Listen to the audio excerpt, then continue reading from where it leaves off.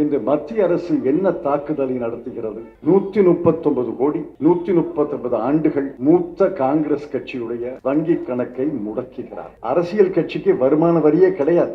எந்த அரசியல் கட்சியும் வருமான வரி கட்டியதே கிடையாது, கட்ட வேண்டியதே கிடையாது. சட்டத்துல அந்த மாதிரி விதியே கிடையாது. இருந்தாலும் காங்கிரஸ் கட்சிக்கு ஏதோ 20 ஆண்டுகளுக்கு முன்னாடி 10 ஆண்டுகளுக்கு முன்னாடி ஏதோ பிழை இருக்குன்னு சொல்லி இப்ப 3822 கோடி ரூபாய் வரி வட்டி அபராதம்னு போட்டிருக்காங்க. 3822 கோடி ரூபாய் வரி வட்டி அபராதம். இந்த பாவம் அந்த கம்யூனிஸ்ட் கட்சிக்கு 11 கோடி ரூபாய். கம்யூனிஸ்ட் கட்சி தோழர்கள் 11 கோடி ரூபாய் கண்ணாலே பார்த்திருக்கவே மாட்டாங்க. அவர்களுக்கு 11 கோடி ரூபாய் வருமான வரி. எதற்காக இதெல்லாம் யோசிங்க. ஏதோ தேர்தல் பிரச்சாரம்னு நினைக்காதீங்க. யோசிச்சு பாருங்க. அனைத்து கட்சிகளையும் ஒழித்து விட வேண்டும். அதற்கு முதல் கட்டமாக தேசம் முழுவதும் தடம் பதித்த காங்கிரஸ் கட்சியை ஒழித்து விட்டால் வலிமையான கட்சிகள், திராவிட முன்னேற்ற கழகம் தமிழ்நாட்டிலே முதல் கட்சி, வலிமையான கட்சி. ஆனால் அது மாநில கட்சி. மேற்கு வங்காளத்திலே மம்தா பானர்ஜி திரிணாமுல் காங்கிரஸ் வலிமையான கட்சி, ஆனால் மாநில கட்சி. பஞ்சாபில் அகாலி தளம் ஒரு காலத்துல வலிமையான கட்சி, மாநில கட்சி. ஒடிஷாவில பிஜு ஜனதா தளம் மாநில கட்சி. தேசத்துல தடம் பதித்த காங்கிரஸ் கட்சியை ஒடுக்கி ஒழித்து விட்டால் பிறகு மாநில கட்சிகளை எல்லாம் ஒன்னொன்னா விளையாடி தூக்கி எறிந்து விடலாம் என்பது அவருடைய திட்டம். இதை செய்வார்கள். அதற்கு முன்னோடியாகத்தான் ஜார்க்கண்ட் முதலமைச்சரை கைது செய்கிறார்கள், டெல்லி முதலமைச்சரை கைது செய்கிறார்கள். நானும் சட்டம் படித்தவன் என்ற பெயர் தான். எனக்கு இப்ப சட்டம் படித்ததே மறந்து போச்சு. இவங்க சமீப காலத்தில் நடக்கிறது. நான் கேட்கிறேன், யோசிச்சு பதில் சொல்லுங்க. ஒரு 2 ஆண்டுகளுக்கு முன்னால் ஒரு மாநிலத்தில் தேர்ந்தெடுக்கப்பட்ட முதலமைச்சரை கைது செய்யும் அதிகாரம் மத்திய அரசுக்கு இருக்கிறது என்று யாராவது கற்பனை செய்து பார்த்திருக்கீங்களா? சினிமாவில் கூட நான் பார்த்தது கிடையாது. நாடகங்கள், சினிமால, திரைக்கதையில, நாவல்கள்ல, மர்ம நாவல்கள்ல கூட இதை போன்ற ஒரு இதை போன்ற ஒரு கதையை நான் படிச்சது கிடையாது.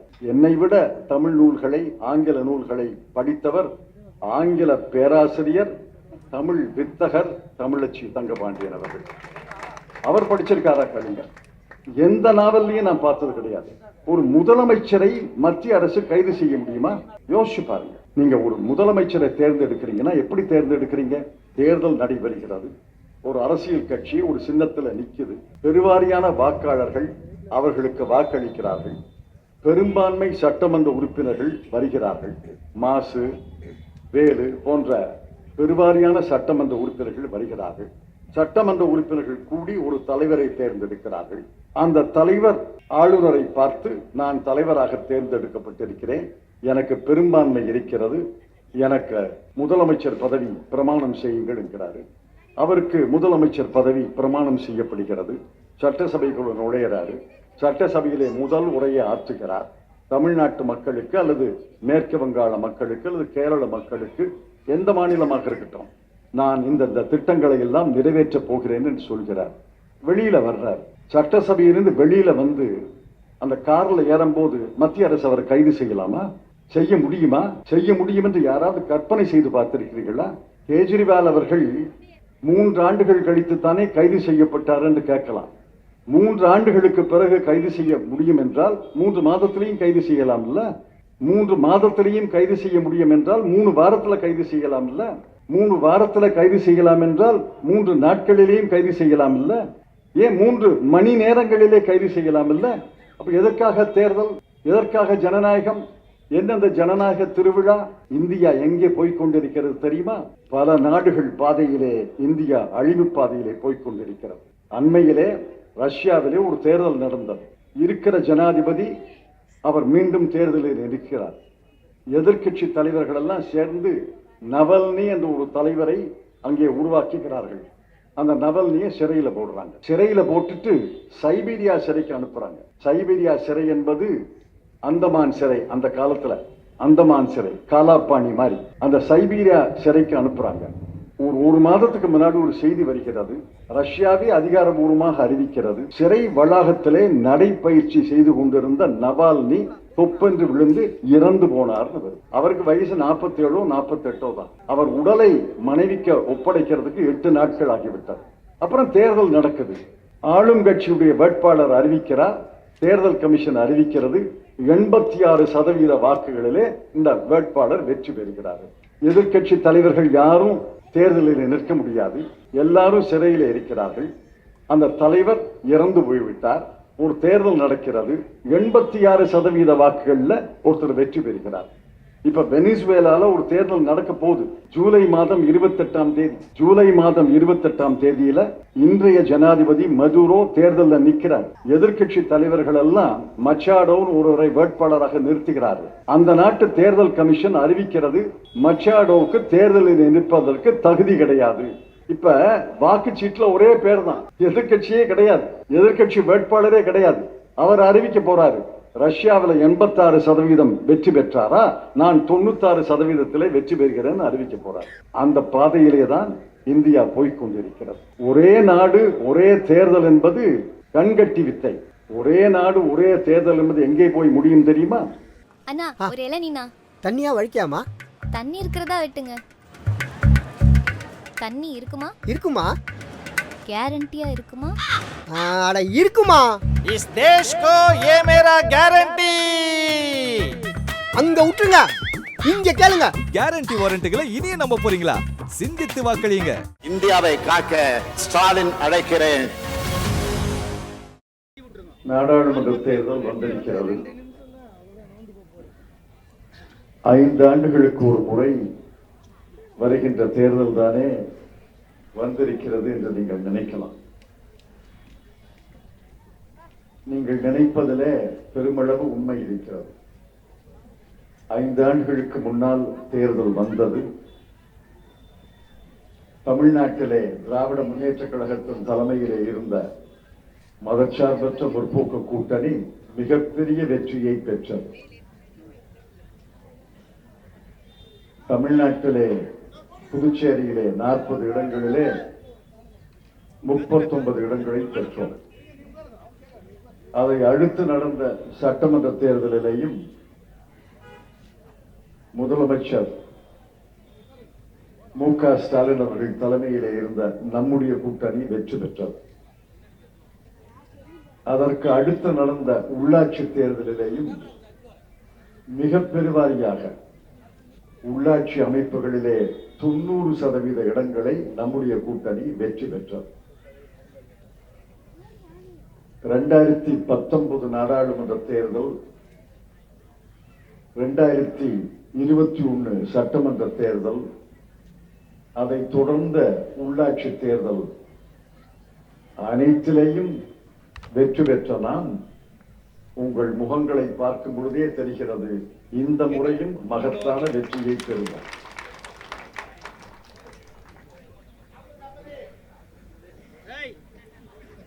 ஆனால் இந்த மகத்தான வெற்றியை 5 ஆண்டுகளுக்கு கொண்டாடுவோம், அடுத்த தேர்தல் வருமா என்பதுதான் கேள்வி. நான் உங்களை அச்சுறுத்துவதாக நினைக்காதீர்கள், எச்சரிக்கையாக சொல்கிறேன்.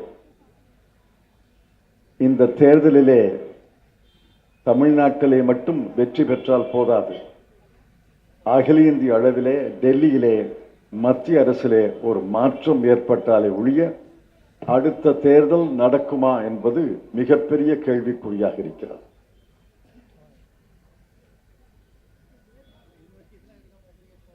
மத்திய அரசு 10 ஆண்டுகள் முடிந்திருக்கிறது. 10 ஆண்டுகள் மத்திய அரசு பிரதமர் நரேந்திர மோடி அவர்கள் எந்த வாக்குறுதிகளை தந்தார்கள், எந்த வாக்குறுதிகளை நிறைவேற்றினார்கள் என்ற கேள்விக்கெல்லாம் பாரதிய ஜனதா கட்சி பதில் சொல்வது கிடையாது. விலைவாசி உயர்வு, வேலையின்மை, இவைதான் நகர்ப்புற மக்கள், நடுத்தர வர்க்க மக்கள், நடுத்தர வர்க்கத்துக்கு கீழே உள்ள மக்கள், ஏழை மக்கள் அனைவரையும் பாதிப்பது விலைவாசி உயர்வு, வேலை வாய்ப்பின்மை. ILO என்ற ஐநா சபைக்கு உட்பட்ட சர்வதேச தொழிலாளர் நிறுவனம் 10 நாட்களுக்கு முன்னால் ஒரு அறிக்கை தந்தது. அந்த அறிக்கை என்ன சொல்கிறது? இந்தியாவிலே இளைஞர்கள் மத்தியிலே வேலை இல்லாமை என்பது ரெட்டிப்பாக்கி இருக்கிறது. 35% இருந்தது, இப்ப 65% ஆகியிருக்கிறது. பட்டதாரிகள் மத்தியிலே 42% வேலை இல்லாமை. மொத்த வேலை இல்லாதவர்களிலே 83% பேர் இளைஞர்கள். இன்றைய செய்தி வந்திருக்கிறது, IIT, Indian Institute of Technology, ஐஐடியில படித்த மாணவர்கள் 30% வேலை இல்லாமல் இருக்கிறார். இதற்கெல்லாம் என்ன வழி, என்ன திட்டம் என்று கேட்டால், 10 ஆண்டுகளுக்கு முன்னால் ஆண்டுக்கு 2 கோடி வேலை வாய்ப்புகளை உருவாக்குகிறேன் என்று நரேந்திர மோடி சொன்னாரே, அந்த வாக்குறுதி என்ன ஆயிற்று என்று சொன்னால் அதற்கு பதில் கிடையாது. விலைவாசி உயர்வு என்ன சொன்னார் நரேந்திர மோடி? நான் ஆட்சிக்கு வந்தால் பெட்ரோல் விலை 45 ரூபாய், டீசல் விலை 40 ரூபாய் சொன்னாரா இல்லையா? விவசாயிகள் வருமானத்தை இரட்டிப்பாக்குகிறேன் என்று சொன்னார். எல்லாருடைய இந்திய மக்களுடைய வங்கி கணக்கில் ஒவ்வொரு இந்தியனுக்கும் 15 லட்சம் ரூபாய் போடுகிறேன் என்று சொன்னார். எந்த வாக்குறுதியாவது நிறைவேறியிருக்கிறதா? கேஸ் விலை நம்முடைய ஆட்சியிலே 4 ரூபாய், இப்ப 1130 ரூபாய். எந்த விலையும் குறையல. நம்முடைய ஆட்சியிலே கச்சா எண்ணெய் விலை பீப்பாய்க்கு 145 ரூபாய், $145. அப்ப கூட நாம் பெட்ரோலை 75 ரூபாய், டீசலை 65-70 ரூபாய்க்கு விற்றோம். இப்ப கச்சா எண்ணெய் விலை $80 தான். ஆனாலும் பெட்ரோல் விலை 100 ரூபாயை தாண்டி விட்டார். ஆக வேலை இல்லாமை, விலைவாசி உயர்வு, இதை பற்றியெல்லாம் மோடி அவர்கள் பேசுவது கிடையாது. நம்மை பொறுத்தவரையில் மக்கள் நல்வாழ்வுக்காகத்தான் ஒரு அரசு நடக்கிறது. 10 ஆண்டுகள் பாரதிய ஜனதா கட்சி ஆட்சியையும் அதற்கு முந்தைய 10 ஆண்டுகள் ஐக்கிய முற்போக்கு கூட்டணி ஆட்சியும் ஒப்பிட்டு பாருங்கள். நம்முடைய ஆட்சியிலே நிறைவேற்றிய திட்டங்கள் நினைவிலே நிற்கக்கூடிய திட்டங்கள். இவர்கள் ஆட்சியிலே 10 ஆண்டுகளிலே நினைவிலே நிற்கக்கூடிய திட்டம் என்று ஒரு திட்டம் இருக்கிறதா? தமிழ்நாட்டுக்கு பயன் தரும் திட்டம் என்று ஒரு திட்டம் இருக்கிறதா? சென்னையிலே தூத்துக்குடியிலே வெள்ளம் வந்தபோது டிசம்பர் மாதம் 1 வாரத்திலேயும் டிசம்பர் மாதம் 3ஆம் வாரத்திலேயும் சரித்திரம் காணாத வெள்ளம் வந்தபோது பேரிடர் நிதியிலிருந்து எங்களுக்கு நிவாரணம் தர வேண்டும் என்று முதலமைச்சர் கேட்டார். பேரிடர் நிதி என்பது நம்முடைய ஆட்சியிலே தொடங்கப்பட்ட நிதி. நான் நிதியமைச்சராக இருந்தபோது, உள்துறை அமைச்சராக இருந்தபோதுதான் அந்த சட்டத்தை இயற்றி பேரிடர் நிதி என்று ஒரு நிதியை உருவாக்கினோம். அந்த நிதியிலிருந்து 1 ரூபாய் கூட சென்னை வெள்ளத்துக்கு, தூத்துக்குடி வெள்ளத்துக்கு 1 ரூபாய் கூட இதுவரை தரவில்லை. ஆக நமக்கு என்ன திட்டத்தை நிறைவேற்றி இருக்கிறார்கள்? நாட்டு மக்களுக்கு என்ன திட்டத்தை நிறைவேற்றி இருக்கிறார்கள்? 10 ஆண்டுகள் முடிவில்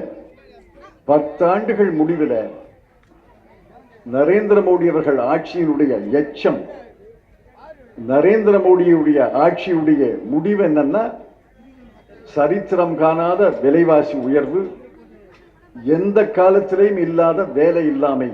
இவைதான் இவர் விட்டு சென்ற எச்சங்கள், இவைதான் இவர் விட்டு சென்ற பணிகள், பலன்கள்.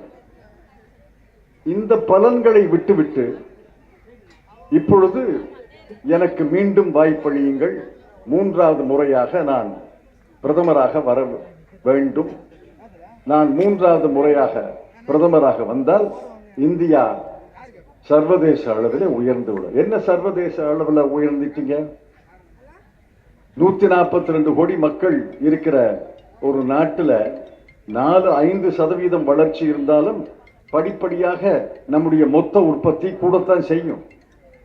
ஐக்கிய முற்போக்கு கூட்டணி ஆட்சி தொடங்கிய போது 12வது இடத்துல இருந்தோம்.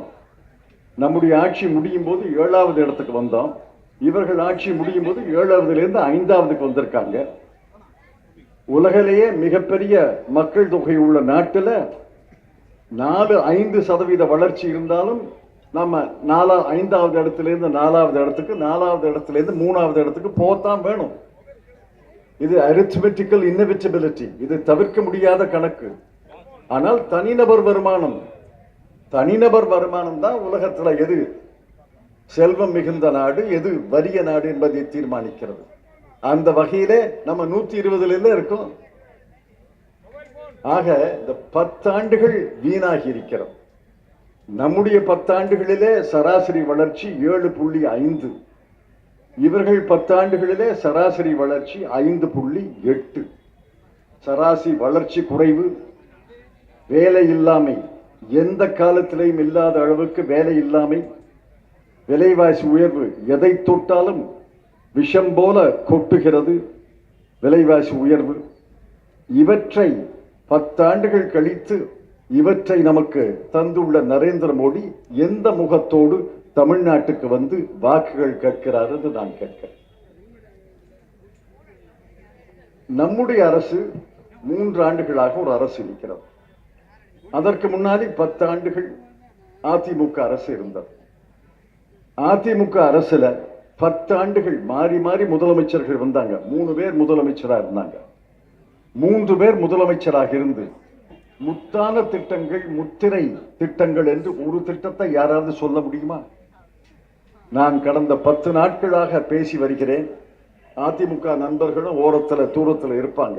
அவர்களை கேட்கிறேன், 10 ஆண்டுகளில ஒரு திட்டம், முத்தான திட்டம், முத்திரையான திட்டம் என்று ஒரு திட்டத்தை உங்களால் சொல்ல முடியுமா? எங்கள் 3 ஆண்டுகளில முதலமைச்சர் மு க ஸ்டாலின் அவர்கள் ஆட்சியிலே 3 ஆண்டுகளிலே எத்தனை திட்டங்கள் என்று நான் சொல்கிறேன். 1,15,00,000 குடும்ப தலைவிகளுக்கு 1000 ரூபாய் மாதம் உரிமை தொகை கிடைக்கிறதா இல்லையா? ஆண்களும் கைதட்டுவது எனக்கு மகிழ்ச்சியாக இருக்கிறது. காரணம் இல்லாம கைதட்டல. நீங்க இவர்களுக்கு 1000 ரூபாய் கொடுக்காவிட்டால், உங்கள்கிட்ட வந்து பணம் கேட்பாங்க. ஆக இவர்களுக்கு லாபம், உங்களுக்கு மிச்சம். அதனாலதான் தட்டுறீங்க. இவர்களுக்கு லாபம், ஆண்களுக்கு மிச்சம். ஆக இந்த 1000 ரூபாய் திட்டம் என்பது பெண்களுக்கும் பயன் தருகிறது, ஆண்களுக்கும் பயன் தருகிறது. நகர பேருந்துள்ள இலவச பயணம், நகர பேருந்துகளிலே இலவச பயணம் என்பது கூண்டு கிளியாக இருந்த கிளிகளுக்கு சிறகு சேர்த்து அவர்கள் சிறகடித்து வெளியிலே பறக்கிறார்கள். மதுரையில ஒரு கெட்டிக்கார அம்மா இருக்காங்க. மதுரையில ஏறி டவுன் பஸ்ல ஏறி திண்டுக்கலுக்கு வந்துட்டாங்க. திண்டுக்கல்ல ஏறி டவுன் பஸ்ல ஏறி திருச்சிக்கு வந்துட்டாங்க. திருச்சியில டவுன் பஸ்ல ஏறி செங்கல்பட்டு, செங்கல்பட்டுல டவுன் பஸ்ல ஏறி தாம்பரம், தாம்பரத்துல டவுன் பஸ்ல ஏறி சென்னைக்கு வந்துட்டாங்க. மகளை பார்த்துட்டு 1366 ரூபாய் மிச்சம் பிடிச்சிட்டு அதே வழியில மதுரைக்கு போயிட்டாங்க. தயவுசெய்து எல்லாரும் அதை பண்ணிடாதீங்க. எல்லாரும் பண்ணா அப்புறம் போக்குவரத்து துறை போண்டி ஆயிடும். ஆக அது 2வது முத்தான திட்டம். 3வது முத்தான திட்டம், நம்முடைய பெண் குழந்தைகள் அரசு பள்ளியிலே படித்து கல்லூரிக்கு போகணும். இப்ப சிவகங்கை கலெக்டர் ஒரு பெண், புதுக்கோட்டை கலெக்டர் ஒரு பெண், சென்னை கலெக்டரும் பெண் என்று சொன்னார்கள். அவர்கள் எல்லாம் கலெக்டர் ஆகும் போது நம்ம வீட்டு பொம்பளை பிள்ளை கலெக்டரா வரப்படாத. கலெக்டரா வரணும்னா கல்லூரியில படிக்கணும். அந்த கல்லூரியிலே படிப்பதற்காக 1000 ரூபாய் மாதம் தந்து இன்று 2,73,000 பெண்கள், 2,73,000 மாணவர்கள் படிக்கிறாங்க. இல்லைன்னா அவங்க கல்லூரிக்கு போகவே முடியாது. எனக்கு மிகவும் பிடித்த திட்டம் அந்த காலை சிற்றுண்டி திட்டம். பெருந்தலைவர் காமராஜர் இருக்கும்போது மதிய உணவு திட்டத்தை கொண்டு வந்தார். அப்ப அவரை கேலி பண்ணாங்க. நம்பியார் என்ற ஒரு செயலாளர் சொன்னாரு, ஐயா இந்த திட்டத்தை எல்லாம் நிறைவேற்றினா தமிழ்நாட்டில் அரிசி பஞ்சம் வந்துருந்தாரு. திட்டம் போடுறதுன்னா செய்ய வேண்டியது நீ, எப்படி செய்யறதுன்னு சொல்லு, எப்படி செய்ய முடியாதுன்னு சொல்றதுக்கா நீ அதிகாரியா இருக்கியான்னு கேட்டார். அந்த திட்டம் நிறைவேறியது. இன்று நாடு முழுவதும் மதிய உணவு திட்டம் கட்டாயமாக்கப்படுகிறது. இந்த காலை சிற்றுண்டி திட்டம் இருக்கிறது. நரேந்திர மோடி இருந்தாரே 12 ஆண்டுகள் முதலமைச்சராக, அவருடைய புத்தியில ஏன் இந்த திட்டம் உதிக்கவில்லை? நம்முடைய ஸ்டாலின் அவர்கள் புத்தியிலே தானே உதித்திருக்கிறது. இந்த காலை சிற்றுண்டி திட்டம் இருக்கிறது. பசித்த வயிற்றோடு ஒரு குழந்தை பள்ளிக்கூடத்துக்கு போனால் பாடம் ஏறாது. ஆகவே பசித்த வயிற்றோடு இந்த குழந்தை போகக்கூடாது என்பதற்காக இந்த திட்டம். இன்று நாளை குறித்துக் கொள்ளுங்கள், நேரத்தை குறித்துக் கொள்ளுங்கள். ஒரு நாள் நாடு முழுவதும் இந்த திட்டம் பரவி பெருந்தலைவர் காமராஜருக்கு எவ்வளவு நாடு முழுவதும் புகழ் கிடைத்ததோ அதே புகழ் முதலமைச்சர் மு.க. ஸ்டாலின் அவர்களுக்கும் ஒரு நாள் கிடைக்கும். நான் திட்டங்களை பட்டியலிட்டுக் கொண்டே போகலாம்.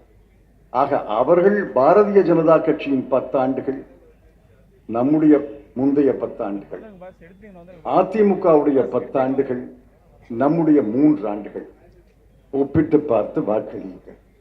ஒப்பிட்டு பார்த்து வாக்களிப்பதற்கு இந்த தென் சென்னை தொகுதியிலே, குறிப்பாக மயிலாப்பூர் பகுதியிலே எல்லாரும் அறிவார்ந்தவர்கள் தான், எல்லாரும் படித்தவர்கள் தான், எல்லாரும் விவரமானவர்கள். தொடர்ந்து இங்கே சிந்தித்து வாக்களிக்க வேண்டும் என்று கேட்டுக்கொள்கிறேன். ஒரு கனமான விஷயத்தை சொல்றேன். மற்ற இடங்கள்ல பேச முடியாட்டான் மயிலாப்பூர்ல பேசலாம், தென் சென்னையில பேசலாம்.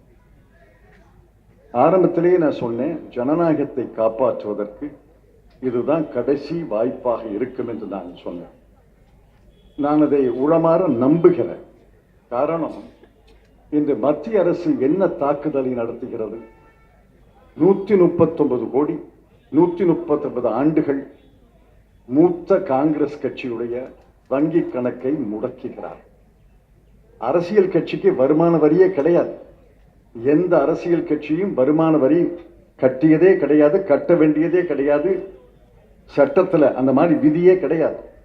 இருந்தாலும் காங்கிரஸ் கட்சிக்கு ஏதோ 20 ஆண்டுகளுக்கு முன்னாடி, 10 ஆண்டுகளுக்கு முன்னாடி ஏதோ பிழை இருக்குன்னு சொல்லி இப்ப 3822 கோடி ரூபாய் வரி வட்டி அபராதம்னு போட்டிருக்காங்க. 3822 கோடி ரூபாய் வரி வட்டி அபராதம். இந்த பாவம் அந்த கம்யூனிஸ்ட் கட்சிக்கு 11 கோடி ரூபாய். கம்யூனிஸ்ட் கட்சி தோழர்கள் 11 கோடி ரூபாயை கண்ணாலே பார்த்திருக்கவே மாட்டாங்க. அவர்களுக்கு 11 கோடி ரூபாய் வருமான வரி. எதற்காக இதெல்லாம்? யோசிங்க. ஏதோ தேர்தல் பிரச்சாரம்னு நினைக்காதீங்க, யோசிச்சு பாருங்க. அனைத்து கட்சிகளையும் ஒழித்து விட வேண்டும். அதற்கு முதல் கட்டமாக தேசம் முழுவதும் தடம் பதித்த காங்கிரஸ் கட்சியை ஒழித்து விட்டால், வலிமையான கட்சிகள், திராவிட முன்னேற்ற கழகம் தமிழ்நாட்டிலே முதல் கட்சி, வலிமையான கட்சி.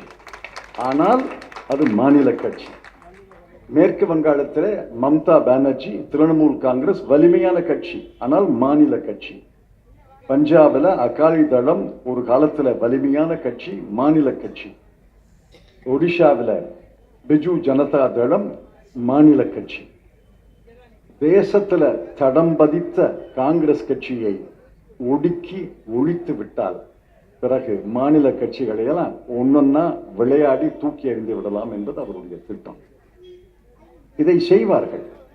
அதற்கு முன்னோடியாகத்தான் ஜார்க்கண்ட் முதலமைச்சரை கைது செய்கிறார்கள், டெல்லி முதலமைச்சரை கைது செய்கிறார்கள். நானும் சட்டம் படித்தவன் என்ற பெயர் தான். எனக்கு இப்ப சட்டம் படித்ததே மறந்து போச்சு. இவங்க சமீப காலத்தில் நடக்கிறது நான் கேட்கிறேன், யோசிச்சு பதில் சொல்லுங்க. ஒரு 2 ஆண்டுகளுக்கு முன்னால் ஒரு மாநிலத்தில் தேர்ந்தெடுக்கப்பட்ட முதலமைச்சரை கைது செய்யும் அதிகாரம் மத்திய அரசுக்கு இருக்கிறது என்று யாராவது கற்பனை செய்து பார்த்திருக்கீங்களா? சினிமாவில் கூட நான் பார்த்தது கிடையாது. நாடகங்கள், சினிமால, திரைக்கதையில, நாவல்கள்ல, மர்ம நாவல்கள்ல கூட இதை போன்ற ஒரு கரு இதை போன்ற ஒரு கதையை நான் படிச்சது கிடையாது. என்னை விட தமிழ் நூல்களை, ஆங்கில நூல்களை படித்தவர் ஆங்கில பேராசிரியர், தமிழ் வித்தகர் தமிழச்சி தங்கபாண்டியன் அவர்கள். அவர் படிச்சிருக்காரா கலிங்க? எந்த நாவல்லையும் நான் பார்த்தது கிடையாது. ஒரு முதலமைச்சரை மத்திய அரசு கைது செய்ய முடியுமா? யோசிச்சு பாருங்க. நீங்க ஒரு முதலமைச்சரை தேர்ந்தெடுக்கிறீங்கன்னா எப்படி தேர்ந்தெடுக்கிறீங்க? தேர்தல் நடைபெறுகிறது, ஒரு அரசியல் கட்சி ஒரு சின்னத்துல நிக்குது, பெருவாரியான வாக்காளர்கள் அவர்களுக்கு வாக்களிக்கிறார்கள், பெரும்பான்மை சட்டமன்ற உறுப்பினர்கள் வருகிறார்கள், மாசு, வேலு போன்ற பெருவாரியான சட்டமன்ற உறுப்பினர்கள் வருகிறார்கள். சட்டமன்ற உறுப்பினர்கள் கூடி ஒரு தலைவரை தேர்ந்தெடுக்கிறார்கள். அந்த தலைவர் ஆளுநரை பார்த்து, நான் தலைவராக தேர்ந்தெடுக்கப்பட்டிருக்கிறேன், எனக்கு பெரும்பான்மை இருக்கிறது, எனக்கு முதலமைச்சர் பதவி பிரமாணம் செய்யுங்கள் என்கிறாரு. அவருக்கு முதலமைச்சர் பதவி பிரமாணம் செய்யப்படுகிறது. சட்டசபைக்குள்ள நுழையிறாரு. சட்டசபையிலே முதல் உரையை ஆற்றுகிறார். தமிழ்நாட்டு மக்களுக்கு அல்லது மேற்கு வங்காள மக்களுக்கு அல்லது கேரள மக்களுக்கு, எந்த மாநிலமாக இருக்கட்டும், நான் இந்த திட்டங்களை எல்லாம் நிறைவேற்றப் போகிறேன் என்று சொல்கிறார். வெளியில வர்றார். சட்டசபையிலிருந்து வெளியில வந்து அந்த கார்ல ஏறும்போது மத்திய அரசு அவரை கைது செய்யலாமா? செய்ய முடியுமா? செய்ய முடியும் என்று யாராவது கற்பனை செய்து பார்த்திருக்கிறீர்களா? கேஜ்ரிவால் அவர்கள் 3 ஆண்டுகள் கழித்து தானே கைது செய்யப்பட்டார் என்று கேட்கலாம். 3 ஆண்டுகளுக்கு பிறகு கைது செய்ய முடியும் என்றால் 3 மாதத்திலையும் கைது செய்யலாம் இல்ல? 3 மாதத்திலையும் கைது செய்ய முடியும் என்றால் 3 வாரத்துல கைது செய்யலாம் இல்ல? 3 வாரத்துல கைது செய்யலாம் என்றால் 3 நாட்களிலேயும் கைது செய்யலாம் இல்ல? ஏன் 3 மணி நேரங்களிலே கைது செய்யலாம் இல்ல? அப்ப எதற்காக தேர்தல்? எதற்காக ஜனநாயகம்? எந்தெந்த ஜனநாயக திருவிழா? இந்தியா எங்கே போய்கொண்டிருக்கிறது தெரியுமா? பல நாடுகள் பாதையிலே இந்தியா அழிவு பாதையிலே போய்கொண்டிருக்கிறது. அண்மையிலே ரஷ்யாவிலே ஒரு தேர்தல் நடந்தது. இருக்கிற ஜனாதிபதி அவர் மீண்டும் தேர்தலில் இருக்கிறார். எதிர்க்கட்சி தலைவர்கள் எல்லாம் சேர்ந்து நவல்னி என்ற ஒரு தலைவரை அங்கே உருவாக்குகிறார்கள். அந்த நவல்னியை சிறையில போடுறாங்க. சிறையில போட்டுட்டு சைபீரியா சிறைக்கு அனுப்புறாங்க. சைபீரியா சிறை என்பது அந்தமான் சிறை. அந்த காலத்துல அந்தமான் சிறை காலாப்பாணி மாதிரி அந்த சைபீரியா சிறைக்கு அனுப்புறாங்க. ஒரு மாதத்துக்கு முன்னாடி ஒரு செய்தி வருகிறது. ரஷ்யாவே அதிகாரபூர்வமாக அறிவிக்கிறது, சிறை வளாகத்திலே நடைப்பயிற்சி செய்து கொண்டிருந்த நவால்னி தொப்பென்று விழுந்து இறந்து போனார்னு வருது. அவருக்கு வயசு 47 48 தான். அவர் உடலை மனைவிக்கு ஒப்படைக்கிறதுக்கு 8 நாட்கள் ஆகிவிட்டார். அப்புறம் தேர்தல் நடக்குது. ஆளும் கட்சியுடைய வேட்பாளர் அறிவிக்கிறார், தேர்தல் கமிஷன் அறிவிக்கிறது, 86% வாக்குகளிலே இந்த வேட்பாளர் வெற்றி பெறுகிறார். எதிர்கட்சி தலைவர்கள் யாரும் தேர்தலில் நிற்க முடியாது, எல்லாரும் சிறையில் இருக்கிறார்கள். அந்த தலைவர் இறந்து போய்விட்டார். ஒரு தேர்தல் நடக்கிறது, 86% வாக்குகள்ல ஒருத்தர் வெற்றி பெறுகிறார். இப்ப வெனிசுவேலால ஒரு தேர்தல் நடக்க போகுது. ஜூலை மாதம் 28ஆம் தேதி. ஜூலை மாதம் 28ஆம் தேதியில இன்றைய ஜனாதிபதி மதுரோ தேர்தலில் நிற்கிறார். எதிர்கட்சி தலைவர்கள் எல்லாம் மச்சாடோன்னு ஒருவரை வேட்பாளராக நிறுத்துகிறார்கள். அந்த நாட்டு தேர்தல் கமிஷன் அறிவிக்கிறது, மச்சாடோவுக்கு தேர்தலில் நிற்பதற்கு தகுதி கிடையாது. இப்ப வாக்குச்சீட்டுல ஒரே பேர் தான், எதிர்கட்சியே கிடையாது, எதிர்கட்சி வேட்பாளரே கிடையாது. அவர் அறிவிக்க போறாரு, ரஷ்யாவில் 86% வெற்றி பெற்றாரா, நான் 96% வெற்றி பெறுகிறேன்னு அறிவிக்க போறார். அந்த பாதையிலே தான் இந்தியா போய்கொண்டிருக்கிறது. ஒரே நாடு ஒரே தேர்தல் என்பது கண்கட்டி வித்தை. ஒரே நாடு ஒரே தேர்தல் என்பது எங்கே போய் முடியும் தெரியுமா? ஒரே நாடு ஒரே தேர்தல் ஒரே கட்சி. ஒரே நாடு ஒரே தேர்தல் ஒரே கட்சி ஒரே தலைவர். ஒரே நாடு ஒரே தேர்தல் ஒரே கட்சி ஒரே தலைவர் ஒரே மோடி. நரேந்திர மோடி என்பவர் நிரந்தர மோடியாக மாறிவிடுவார். இப்ப சீனாவில் வாழ்நாள் முழுவதும் அவர்தான் ஜனாதிபதி. ரஷ்யாவில் வாழ்நாள் முழுவதும் அவர்தான் ஜனாதிபதி. பல ஆப்பிரிக்க நாடுகளில், கம்போடியா, வியட்நாம்ல எல்லாம் பர்மால எல்லாம் வாழ்நாள் முழுவதும் அவர்கள்தான் ஜனாதிபதி அல்லது பிரதம மந்திரி. அந்த பாதையிலே இந்தியா போய்கொண்டிருக்கிறது என்று நான் எச்சரிக்க விரும்புகிறேன். இந்த முறை ஜனநாயகத்தை காப்பாற்றாவிட்டால் பிறகு ஜனநாயகத்தை காப்பாற்றுவதற்கு வாய்ப்பு கிடைக்காது. உயிர் இருக்கும் போதுதான்மா உயிரை காப்பாற்றணும். உயிர் போன பிறகு உயிரை காப்பாற்ற முடியுமா? சுதந்திரம் இருக்கும் பொழுதுதான் சுதந்திரத்தை காப்பாற்ற வேண்டும். சுதந்திரம் பறிபோன பிறகு சுதந்திரத்தை காப்பாற்ற முடியாது. ஜனநாயகம் இருக்கும் பொழுதுதான் பேச்சுரிமை, எழுத்துரிமை கொஞ்சம் அளவு இருக்கும் போதுதான் ஜனநாயகத்தை காப்பாற்றணும். பேச்சுரிமை, எழுத்துரிமை, பத்திரிகை சுதந்திரம் எல்லாம் ஒழிந்து போன பிறகு ஜனநாயகத்தை காப்பாற்ற முடியாது. ஜனநாயகத்தை காப்பாற்றுவதற்காக வாக்களியுங்கள். இந்த தொகுதியிலே வாக்களிக்கும் பொழுது, உதயசூரியன் சின்னத்திலே வாக்களிக்கும் பொழுது ஜனநாயகத்தை காப்பாற்றுவதற்காக வாக்களிக்கிறோம். ஜனநாயகத்தை காப்பாற்றுவதற்காகத்தான் தமிழச்சி அவர்களை நாடாளுமன்றத்துக்கு அனுப்புகிறோம். ஜனநாயகத்தை காப்பாற்றி நீங்கள் நாடாளுமன்றத்தையும் காப்பாற்றி நாடாளுமன்ற உறுப்பினராக செயல்படுங்கள் என்று வாழ்த்தி உதயசூரியன் சின்னத்திலே வாக்களித்து அவரை வெற்றி பெறச் செய்யுங்கள் என்று உங்களை எல்லாம் அன்போடு கேட்டு நன்றி தெரிவித்து விடை பெற்றுக் கொள்கிறேன். வணக்கம்.